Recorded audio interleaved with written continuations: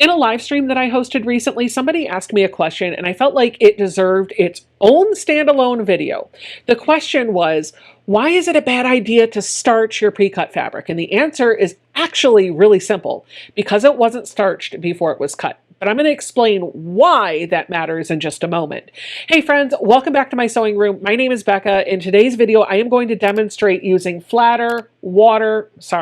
best press, water, and flatter on some fabric to show you what actually happens when you introduce those chemicals, liquids, whatever to your fabric so that you can set yourself up for success in your next quilting project.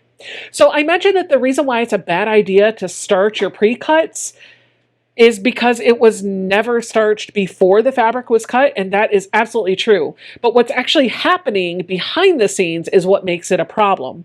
When you introduce these moistures to your fabric for the first time, it's going to shrink up just a little bit. And by a little bit, I mean anywhere up to about 1/8 of an inch per piece of fabric. But it's not going to do that uniformly. It's only going to shrink the fabric on the two sides that run parallel to your selvages, not the other sides. So if you think of a cut of fabric that comes fresh off of the bolt, if you lay that out on a table and you mist it with your flatter or your best press or your steam or your water or whatever it is you're going to use, you're going to see the fabric shrink in just a little bit between those two salvage ends. You're not going to really see it shrink this way, just between the two salvage ends. And so if you have a pre-cut, like a 5-inch square that was cut directly from the manufacturer, it wasn't sized before they did this. So if you take this and starch it, it's going to shrivel up just a little bit. Now, I am sure there is a quilt shop out there somewhere that is taking fabric, starching it, cutting it, and selling it as a pre-starched pre-cut. And if you know who that is, please let me know, because I think that's a genius idea and I would totally buy some. But I don't believe that that's really a thing. It's not out there. And so you have to understand that when you're buying your fabric from the quilt shop, they're getting it from the manufacturer. And when the manufacturer is cutting the fabric, they're not taking the time and the manpower to starch that fabric before they cut it up and package it up and sell it to the quilt shops. Not everybody likes starch, so why would they do that? That doesn't really make sense, I guess. Whatever. I love starch, so I'm going to starch just about everything I can because I feel like it adds a lot of body to my fabric and makes it a little bit easier for me to get more precise piecing. It's not as flimsy. Now, if you love starch like I do, but you can't introduce starch into your project because maybe you're working on like a puzzle mystery quilt from Cotton Cuts where all the pieces were die cut before the fabric was starched, I do have a solution for you, and that is the Acorn Easy Press Pen. Now, this video is not sponsored by them. It is not meant to be a commercial for this, but I will tell you this tool has been a game changer for those types of projects or foundation paper piecing. It allows me to get starch on a seam directly, get that seam to lay a little bit flatter, and even add a bit of body, just a little bit, to the block without introducing starch or steam to the entire block that I'm piecing. This is wonderful. Clover has another product very similar to this, and you can make it yourself too if you just want to get yourself a watercolor marker or brush from a craft store and just fill the barrel of the pen or marker with some starch of your choice, whether it's best press, flatter, faultless, whatever it is you'd like to use. That's really all you need to do. If you do want to buy the Acorn Easy Press Pen, though, I will tell you that Fat Quarter Shop does carry these, and I will put an affiliate link for the product in the description box down below. All right, enough talking. Let's get to demonstrating what's actually going to happen when we use these three products on our unstarched pre-cut fabric. Now, I know I am not testing every single starch mixture out there, and there's a whole lot more that can be put to the test. So I would encourage you, if you want to see how the product that you use measures up, grab yourself an unstarched or untreated piece of fabric that measures a specific size and put it to the test that I'm going to show you today. What I'm going to use is a wool pressing mat. I'm going to use water for this white block. I'm going to use Best Press for this purple block, and I'm going to use flatter for this green block, and this is my control. This is not going to have any moisture added to it. It's only going to be treated to a hot, dry iron, and I want to see how these all measure up compared to each other. And you'll actually notice that I coordinated the color of my fabric to the color of the liquid that I am using so that we don't forget which one was which. But before we do anything else, we need to make sure that all of these are evenly the same size. And so for that, I am going to pull out my ruler, my rotary cutter, and I'm going to make sure that all of these square to 5 inches with my little Quilter Select ruler. And then I'm going to show you that they all measure exactly 5 inches.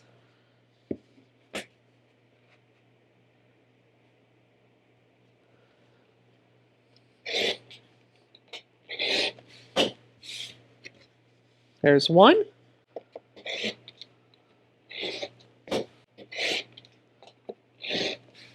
There's two.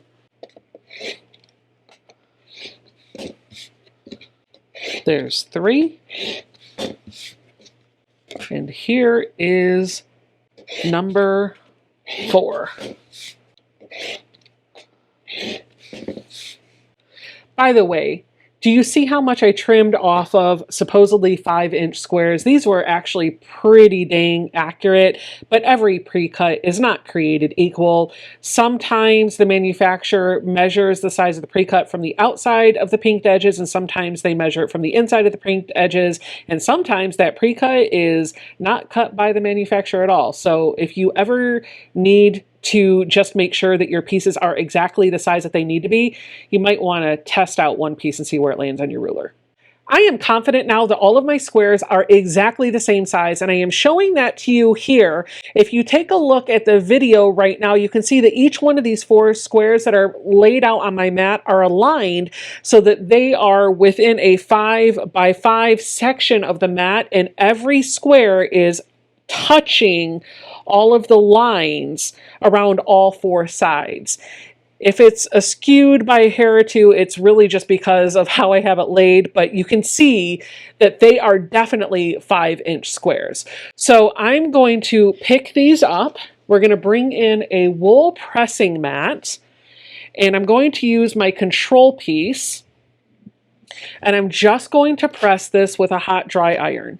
And when I say press, what that means is I am picking up the iron and I am setting it down on top of the fabric. I'm not doing a back and forth motion. I'm just going to let the iron rest on top of there and absorb the heat. And then I'm going to pick this up.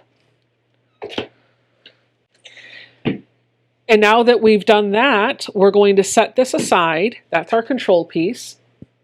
Now let's do our steam piece. So this is a bottle of just water. Oh, it's on jet and not mist, but I don't know if this bottle has a mist spray on it. That was fun. Oh, there's the mist. Okay, so I saturated that block. We might see a bigger impact on this piece than we do on some of the other ones. We'll find out. In fact, let's use that as another test too. I'm going to bring out a second kind of white background piece of fabric and square this up to 5 inches. And on this one, rather than saturating it the way I did with the other one, I'm just going to lightly mist it the same way I would with the flatter and the best press.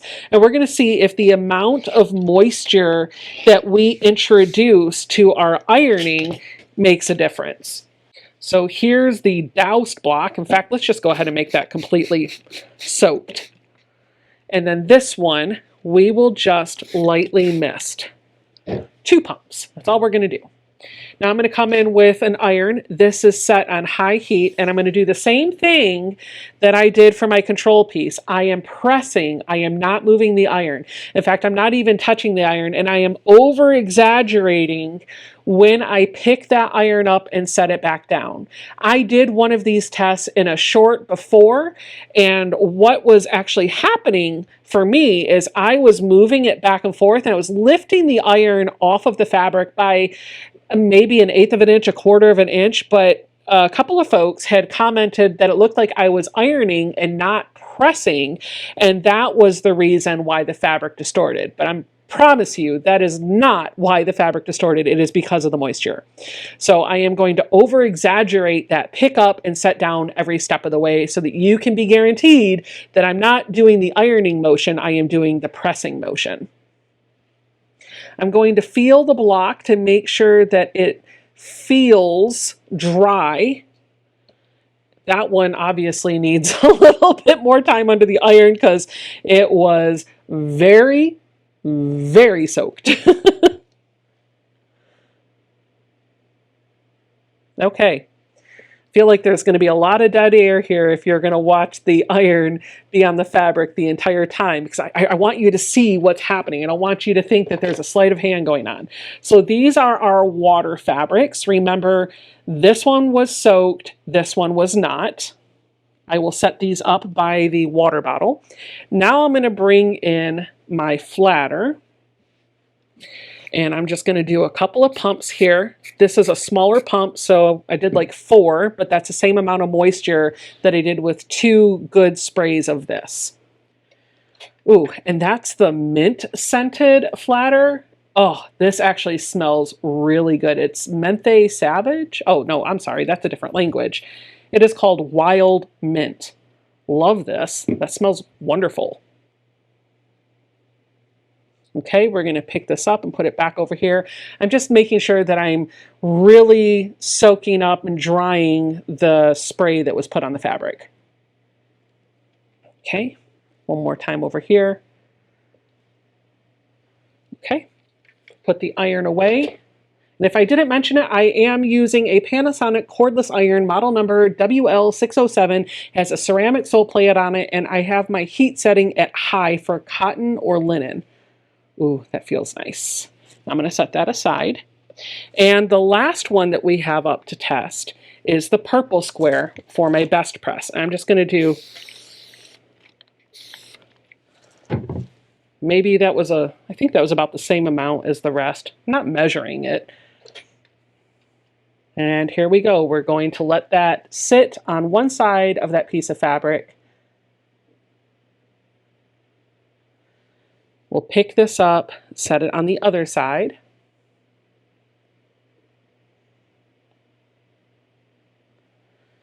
Then I'm going to do the same thing that I did for the others. Go through it a second time. Doo-ba-doo-ba-doo-ba-doo-ba-doo. And here we go. One more time there. No ironing motion, pressing only. That feels nice. Okay. Let's see what actually happened. This is our control piece, but before we do anything, I've got some moisture that kind of leaked through my wool pressing mat. Probably most of that's from the water. Just going to wipe that off. Here is the control piece. We're going to put this down here and see where it measures at. And you can see that this still perfectly fills a 5-inch square, so no shrinkage on the control piece. I'm going to kind of leave that here as we show you the other ones. Let's start with the best press, because that was the last one we did.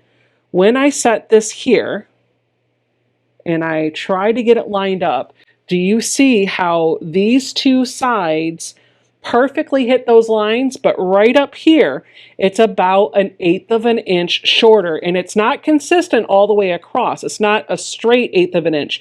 Up here, it didn't shrink as much, and over here, it shrunk a little bit more, and I did not iron. I wasn't doing the back and forth. I wasn't stretching that out. I was pressing. There was definitely shrinkage.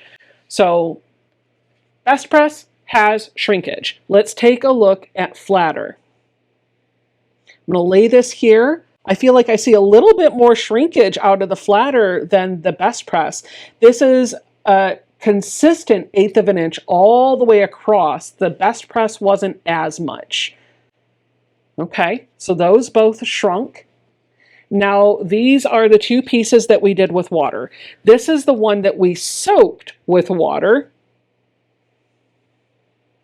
And that is even more shrinkage, I feel like, than the Flatter, that is 1/8 of an inch all the way across. Well, maybe it's about the same. And this is the one that we just spritzed with water. We'll turn it this way so you can look at the same lines. It still reaches 5 inches by 5 inches, but up here it is still 1/8 of an inch shorter. So what I'm doing right now is putting some images right on the screen that help you see that shrinkage up close in case it was hard to see in the overhead camera. The end results are that the fabric that we pressed with no moisture whatsoever is still true to size, but it is a bit flimsier. When I look at the other pieces that I introduced moisture to, I will tell you that the pieces that I pressed with water have a little bit more body to them. They are a little bit stiffer than my control piece, but they have, I would say, probably the most shrinkage and the least amount of body. The flatter, I feel like, is probably similar in feel to the steam or the water, but with just a hair less shrinkage. And then the best press, and maybe I just put more best press on there, but I don't think I did. This is the stiffest and it has the least amount of shrinkage. So this is my preferred starch method of choice. Now, I'm going to tell you, this wild mint from Flatter smells absolutely divine. Could you believe what I just showed you? Did you even know that that happened? I was kind of blown away when I saw it myself. So I want to could you believe what I just showed you? I know I was blown away when I realized what was actually happening. And once I realized what was going on when I introduced my best press, because I do love myself some starch, it made it easier for me to understand what I was working with, and it removed some of those challenges that I had along the way. But I did promise you at the beginning of the video that I had a tip for you if you like using starch to get your seams nice and flat. And that's true. It is the Acorn Easy Press Pen. Now you can use this or the Clover pen, or you can make your own with like a watercolor pen and just fill it with your starch of choice, whether it's Flatter or Best Press or water, whatever the case may be. The idea is that you use that marking tool and it holds the liquid that you want to put into your block, and you just draw a line of that starch or water or whatever the case may be on the seam itself. That's it. You don't put it all over the whole block. It just adds the moisture to that one area. This is game changer for areas where you have really thick seams. It'll help get those seams nice and flat. And honestly, I love using this in foundation paper piecing. I like to work on legit kits, but some of those areas of those quilt tops can be a little bulky. And so this has been particularly helpful in getting things kind of to cooperate a little bit more. If you want to pick up some Acorn Easy Press Pen stuff, this is what I use, but it's not sponsored. It is not affiliated. You use what works for you. I will put an affiliate link in the description box down below. I believe Fat Quarter Shop carries this. Thanks, friends, so much for watching this video. Let me know in the comments down below if there are other questions that you've always asked yourself that you would like to see me demonstrate on a video right here on YouTube. I'll see you guys all in the next one. Bye!